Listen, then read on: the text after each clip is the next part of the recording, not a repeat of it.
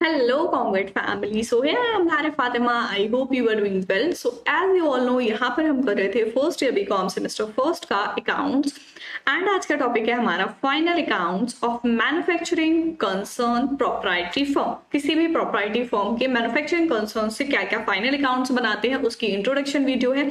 आज की वीडियो में हम क्या क्या टॉपिक्स पढ़ेंगे वो देख लेते हैं। सबसे पहले इंट्रोडक्शन, क्योंकि हम टॉपिक स्टार्ट कर रहे हैं सो यहाँ पर इंट्रोडक्शन पढ़ना जरूरी है। Manufacturing account and then trading account of a manufacturer, profit and loss account and then balance sheet. ठीक है, तो इन सारे टॉपिक्स के बारे में हम आज की वीडियो में पढ़ने वाले हैं। सो स्टार्ट करते हैं सबसे पहले इंट्रोडक्शन से।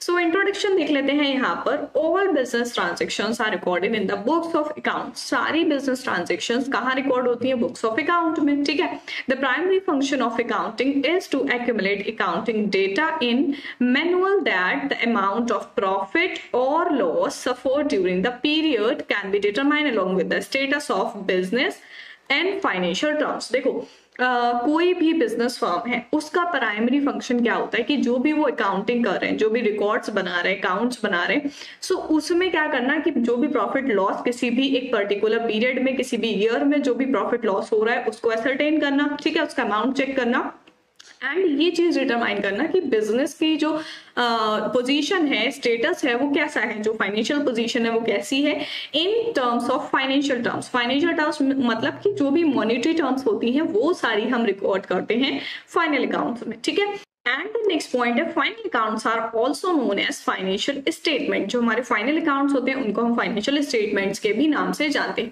Preparation of final accounts is last phase of the accounting process. जो पूरे अकाउंटिंग प्रोसेस होते हैं उसमें फाइनल अकाउंट्स बनाना या फाइनेंशियल स्टेटमेंट्स बनाना वो अकाउंटिंग प्रोसेस का लास्ट फेज होता है। इट मीन्स कि मान लो हमारा ईयर स्टार्ट होता है 1 अप्रैल से। ठीक है, 1 अप्रैल टू 31 मार्च। ठीक, 31 मार्च इट मीन्स यहाँ पर एंड कब हो रहा है? 31 मार्च को हो रहा है। सो जो भी फाइनल अकाउंट्स बनेंगे वो 31 मार्च को बनते हैं एंड जो पूरे ईयर सारी ट्रांजेक्शंस हुई वो सारी उसमें रिकॉर्ड होती है। ठीक है, final accounts of manufacturer include. अब देखो मैन्युफैक्चरर्स का यहाँ देख रहे हैं हम। सो मैन्युफैक्चरिंग फर्म जो होती है उससे रिलेटेड अकाउंट्स देखेंगे कि उसमें कौन कौन से अकाउंट्स बनते हैं।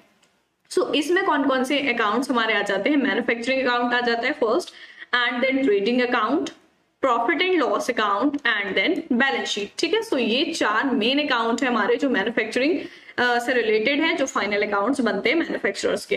Normally final accounts are prepared for the period of 12 months. अब देखो 12 मंथ्स का क्यों बनता है? क्योंकि जो हमारा ईयर स्टार्ट होता है वो 12 मंथ्स का होता है। ठीक है, ईयर जहां से स्टार्ट होकर एंड हो रहा है, सो 12 मंथ्स है उसके बीच में। सो वो जो भी फाइनल अकाउंट्स बनेंगे वो 12 मंथ्स के पीरियड के लिए बनेंगे। ठीक है, called accounting year, calendar year और फाइनेंशियल ईयर, गवर्नमेंट ईयर और it many other year ended. देखो अब जो भी बिजनेस फर्म है वो किसी भी ईयर से स्टार्ट कर सकती है एंड उस पर एंड कर सकती है। देखो अकाउंटिंग ईयर कौन सा होता है? जिस भी ईयर से स्टार्ट कर रही है बिजनेस फर्म एंड एंड हो रही है उसको अकाउंटिंग ईयर बोलेंगे। अब अकाउंटिंग ईयर में कौन कौन से ईयर आ जाते हैं? Calendar year. कैलेंडर ईयर में हमारा 1 जनवरी टू 31 दिसंबर। ठीक है, ये हमारा कैलेंडर ईयर हो गया। एंड फाइनेंशियल ईयर या गवर्नमेंट ईयर जो होता है वो होता है 1 अप्रैल टू 31 मार्च। ठीक है, या फिर कुछ और फर्म जो होती है वो क्या करती है कि दिवाली से शुरू हुआ दिवाली पे एंड हो जाएगा। इस तरीके से भी ईयर वो कैलकुलेट कर लेती है, उस ईयर को हम अकाउंटिंग ईयर बोलते हैं। ठीक है, the purpose of preparing manufacturing account is to ascertain cost of goods produce during the period. Trading, P&L and balance sheet account तो आपने सुना होगा। ट्रेडिंग जो है वो हम ग्रॉस प्रॉफिट या ग्रॉस लॉस निकालते हैं, P&L से नेट प्रॉफिट या नेट लॉस निकालते हैं और जो भी बैलेंस शीट होती है उसमें एसेट लायबिलिटीज शो करते हैं। सो यहाँ पर हमें किसके कंसर्न से बनाना है? मैन्युफैक्चरर के कंसर्न से बनाना है। सो मैन्युफैक्चरिंग अकाउंट बनेगा। अब मैन्युफैक्चरिंग अकाउंट जो बनाते हैं वो किस लिए बनाते हैं, किस पर्पस के लिए बनेगा? जो भी कॉस्ट ऑफ गुड्स प्रोड्यूस हो रही है उसको निकालने के लिए। ठीक है, कि जो भी प्रोडक्शन हो रहा है उन गुड्स की कॉस्ट कितनी है, जितने टाइम पीरियड में वो बन रही है, उसको एसरटेन करने के लिए हम बनाते हैं मैन्युफैक्चरिंग अकाउंट। क्लियर हो गया? द नेक्स्ट पॉइंट हम देखते हैं मैन्युफैक्चरिंग अकाउंट होता क्या है। So a manufacturer sell finished goods manufactured by himself in his factory while a trader sell goods purchased by him from the manufacturer। अब देखो मैन्युफैक्चरर और सेलर में फर्क होता है। ठीक है, जैसे मान लो यहाँ पर एक मिस्टर एक्स है। ठीक है, उनकी फैक्ट्री है, मिस्टर एक्स की फैक्ट्री है। इट मीन्स कि वो क्या करते हैं? गुड्स को मैन्युफैक्चरर करते हैं, बनाते हैं। ठीक है, सो जो भी फिनिश गुड वो खुद से बना रहे हैं एंड बेच रहे हैं उसको मैन्युफैक्चर बोलते हैं। ठीक है, अब मान लो कोई पर्सन है मिस्टर बी, ठीक है। अब मिस्टर बी क्या करते हैं, मिस्टर एक्स की फैक्ट्री से परचेज करते हैं एंड देन गुड्स को सेल करते हैं, ठीक है। सो मिस्टर बी जो हो जाएंगे वो सेलर हो जाएंगे और मिस्टर एक्स जो होंगे वो मैन्युफैक्चरर होंगे, ठीक है। सो मैन्युफैक्चरर क्या होता है, जो भी फिनिश्ड गुड बने होते हैं उसके द्वारा उसकी फैक्ट्री में जो प्रोड्यूस हुए हैं तो उन गुड्स को वो सेल करता है, ठीक। सो उसको बोलते हैं हम manufacturer. The manufacturer purchase raw material and convert them into finished goods by means of machinery labour in the factory. जो भी मैन्युफैक्चरर है वो क्या करता है, जो भी कच्चा माल होता है उसको खरीदता है पहले एंड देन उसको कन्वर्ट करता है फिनिश गुड में। फिनिश गुड में कैसे कन्वर्ट करता है, मशीनरी और लेबर की हेल्प से। अब देखो जैसे मान लो कि कोई भी पेन बनाने की फैक्ट्री है, ठीक है, पेन बनाने की फैक्ट्री है। अब जो भी मैन्युफैक्चरर है उसने रॉ मटेरियल खरीदा, रॉ मटेरियल मतलब पेन के लिए प्लास्टिक चाहिए, ठीक है, इंक चाहिए, ठीक। अब उसने रॉ मटेरियल खरीद लिया, रॉ मटेरियल कैसे फिनिश गुड में कन्वर्ट होगा, मशीनरी में बनेगा, ठीक है, जो भी है उसमें। अब मशीनरी में जब बनेगा तो लेबर की भी जरूरत पड़ेगी। तो यहाँ पर क्या है, जो भी रॉ मटेरियल से फिनिश गुड में प्रोड्यूस हो रहा है वो सारी चीजें कहाँ होती है, फैक्ट्री में होती है, ठीक है। और वो कौन करता है, manufacturer. So it is necessary for manufacturer to spend on wages to workers on manufacturing process on the factory. So ये मैन्युफैक्चरर के लिए जरूरी है कि जो भी वर्कर्स वर्क कर रहे हैं उनको वेजेस देता है, वेजेस स्पेंड करता है। सो मैन्युफैक्चरिंग जो प्रोसेस है वो कहाँ होता है, फैक्ट्री में होता है। उसके लिए हमें बनाना पड़ता है मैन्युफैक्चरर अकाउंट्स, ठीक है। The manufacturer therefore prepares a manufacturing account, ठीक है, to find out his cost of finish goods manufacture. अब देखो मैन्युफैक्चरिंग अकाउंट जो बनता है वो किस लिए बनता है, जो भी कॉस्ट लगे। अब कॉस्ट का मतलब ये रॉ मटेरियल परचेज किया है तो इसको कैसे परचेज किया होगा, कैश पेमेंट किया होगा, है ना। तो जो स्पेंड हो रहा है इस पे जितनी कॉस्ट लग रही है, बाकी लेबर को जितना पेमेंट किया, मशीनरी जितने की खरीदी, वो सारी किस में आ जाएगी, सारी हमारी जो रॉ मटेरियल से फिनिश गुड में कन्वर्ट हो रहा है वो उसमें कॉस्ट लग जाएगी, ठीक है। अब वो सारी चीजें हम लगाएंगे कहाँ पर, मैन्युफैक्चरिंग अकाउंट में, ठीक है। क्यों लगाएंगे, कॉस्ट निकालने के लिए कि भाई सारा खर्चा जितना हुआ वो टोटल कॉस्ट कितनी आएगी। Manufacturing account means account showing summary of cost of manufacturing activity during the accounting year. यहाँ पर क्या बोले कि मैन्युफैक्चरिंग अकाउंट जो होता है उसका मतलब क्या है, मैन्युफैक्चरिंग अकाउंट जो होता है वो शो करता है कि मैन्युफैक्चरिंग एक्टिविटी में कितनी कॉस्ट लगी है, ठीक है। जो भी मैन्युफैक्चरिंग एक्टिविटी हुई है उसमें टोटल कॉस्ट जो लगी वो सारा निकल के आता है कि एक अकाउंटिंग ईयर का कितना कॉस्ट निकल के आया।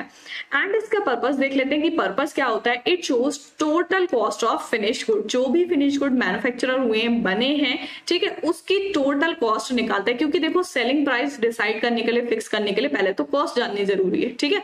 जब कॉस्ट पता होगी उस पर मार्जिन ऐड करके देन सेल प्राइस आएंगे, ठीक है। एंड देन नेक्स्ट है it also show cost of raw material consume. और इसमें ये भी पता चलता है कि भाई एक प्रोडक्ट को या पर यूनिट बनाने के लिए कितनी रॉ मटेरियल की कॉस्ट लग रही है, ठीक है।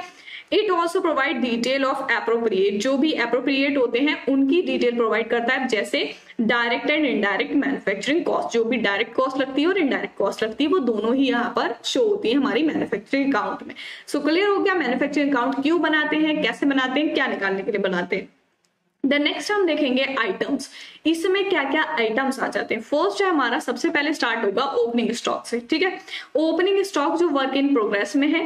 देन उसके बाद रॉ मटेरियल्स आ जाते हैं एंड वेजेस, जो भी लेबर को पे किए हैं। मैन्युफैक्चरिंग अकाउंट्स मतलब जो भी प्रोडक्ट बन रहा है, मैन्युफैक्चर हो रहा है, प्रोड्यूस हो रहा है, उससे रिलेटेड जो भी एक्सपेंस होंगे वो आ जाएंगे। फैक्ट्री में जो भी एक्सपेंस हो रहे हैं वो आ जाएंगे। एंड देन क्लोजिंग स्टॉक जो होगा वर्क इन प्रोग्रेस का वो आ जाएगा। और उसके बाद सेल ऑफ स्क्रैप आ जाएगा। सो ये सारे आइटम्स हमारे मैन्युफैक्चरिंग अकाउंट में आते हैं, ठीक है। एंड देन नेक्स्ट है ट्रेडिंग अकाउंट ऑफ मैन्युफैक्चरर। अब देखो ट्रेडिंग अकाउंट जो मैन्युफैक्चरर बनाता है वो कैसे बनाएगा एंड उसमें क्या क्या चीजें होती हैं। फर्स्ट है देखो, सबसे पहले ट्रेडिंग में हम क्या चीजें लगाते हैं, opening closing stock, cell purchase and उसमें एक चीज हमारी आ जाती है वेजेस, ठीक है। सो यहाँ पर सबसे पहले लगा देंगे ओपनिंग स्टॉक, फिनिश गुड का जो भी ओपनिंग स्टॉक होगा। And then cost of finish goods manufactured, जितने की कॉस्ट लगी है फिनिश गुड बनाने में, ठीक है। एंड देन जितने की सेल हुई है फिनिश गुड, जितने के सेल होंगे सेल्स आ जाएगी। Then other outgoing of finish goods, जो भी फिनिश गुड है उसकी जो भी आउटगोइंग हुई होगी, किसी भी तरीके से आउटगोइंग हो, ठीक है, सेल की फॉर्म में नहीं हो, उसके बदले भी कोई फॉर्म हो, देन उसमें वो आ जाएगा हमारा। सो closing stock of finish good, ये हमारा लास्ट पॉइंट आ जाएगा। इट मीन्स कि हमारा जो ओपनिंग क्लोजिंग स्टॉक है वो आएगा, सेल और कॉस्ट आ जाएगी, वो हमारे सारे आइटम्स ट्रेडिंग अकाउंट में आ जाएंगे मैन्युफैक्चरर के, ठीक है। एंड देन नेक्स्ट हम देख लेते हैं profit and loss account. So profit loss account कैसे बनाते हैं? Profit and loss account is a ledger account. Ledger account है, Its title is written as profit and loss account for the year ended। Title इसी तरीके से लिखा जाता है। It is divided into two equal sides। दो equal side में divide होता है, डेबिट एंड क्रेडिट। अब देखो डेबिट एंड क्रेडिट में डिवाइड है, सो इसी तरीके से हमारा डिवाइड होता है ट्रेडिंग अकाउंट, ठीक है। सो यहाँ पर हम कुछ क्लोजिंग एंट्रीज देख लेते हैं P&L अकाउंट से रिलेटेड। यहाँ पर डेबिट बैलेंस जो है उसमें क्या क्या चीजें आ जाएंगी? P&L account, various expense account and इसमें वेरियस लॉसेज अकाउंट, ठीक है। एंड क्रेडिट बैलेंस जो होंगे वो ट्रांसफर हो जाएंगे इनकम अकाउंट और गेन्स अकाउंट, मतलब जो हमारी डेबिट साइड होगी, ठीक है। अगर हम इसको लेजर अकाउंट में इस तरीके से बना के देखते हैं, ठीक है, ये हो गया पर्टिकुलर, ये हो गया अमाउंट, ये पर्टिकुलर, ये अमाउंट। सो ये हो गई हमारी डेबिट साइड एंड ये हो गई क्रेडिट साइड। सो क्रेडिट साइड क्या आएंगे? सारी इनकम्स आ जाएंगी, ठीक है, इनकम एंड गेन आ जाएगा। और डेबिट साइड क्या आ जाएगा? जो भी एक्सपेंस और लॉसेज होंगे, ठीक है, वो हमारे डेबिट साइड आ जाएंगे। एंड देन नेक्स्ट है appropriations. Profit and loss account का इनकम टैक्स ड्रॉइंग्स आ जाएंगी एंड रिजर्व आ जाएगा, ठीक है। उसके बाद जो नेट प्रॉफिट या नेट लॉस होगा वो ट्रांसफर हो जाएगा। सो नेट प्रॉफिट या नेट लॉस किस तरीके से ट्रांसफर होगा? अगर नेट लॉस आएगा वो हमारा क्रेडिट आ जाएगा एंड देन नेट प्रॉफिट आया तो वो हमारा डेबिट आ जाएगा, ठीक है। सो इस तरीके से हम प्रॉफिट एंड लॉस अकाउंट बना लेंगे। नेक्स्ट वीडियो में मैं आपको सारे फॉर्मेट्स बताने वाली हूँ, trading, manufacturing, P&L and balance sheet का हम किस तरीके से फॉर्मेट बनाते हैं, क्या क्या चीजें इन सारे अकाउंट्स में हम लिखते हैं, ठीक है। So here is balance sheet. Balance sheet क्या होती है? जो हमारा लास्ट अकाउंट होता है। एक्चुअली बैलेंस शीट जो है वो एक अकाउंट नहीं है बल्कि एक स्टेटमेंट कहलाता है, ठीक है। So balance sheet means a statement of asset and liabilities of the business as on the last day of the accounting year। business का जो accounting year है, अब चाहे वो अकाउंटिंग ईयर कोई सा भी हो सकता है, 1 जनवरी टू 31 दिसंबर या फिर 1 अप्रैल टू 31 मार्च, उस ईयर में जो भी बिजनेस के पास एसेट लायबिलिटीज हैं उनका स्टेटमेंट कहलाता है बैलेंस शीट, ठीक है। बैलेंस शीट दस shows the financial position of the business. Balance sheet जो होती है वो क्या करती है? फाइनेंशियल पोजीशन शो करती है बिजनेस की, कि भाई बिजनेस की जो पोजीशन है, एक्चुअल पोजीशन वो क्या है, what it owns and what it owes. What it owns का मतलब कि बिजनेस फर्म के पास क्या क्या चीजें हैं, एंड व्हाट इट ओस का मतलब कि इसके ऊपर क्या क्या बकाया है, लोन है, ठीक है। जो जो एसेट्स होते हैं वो ओन्स में आ जाएंगे एंड जो जो लाइबिलिटीज होती हैं वो ओज में आ जाएंगी। इट मींस कि ओन्स जो है वो उसको पेमेंट रिसीव होगा उस चीज का, एंड जो ओज है उसका उसको पेमेंट करना पड़ेगा, ठीक है। सो इसकी एंट्रीज देख लेते हैं। Capital account debit to fixed asset, current asset, जो भी हमारे एसेट्स होते हैं वो आ जाएंगे। एंड देन सेकंड है loans debit, sundry creditors, bills payable and other sundry liabilities to capital account.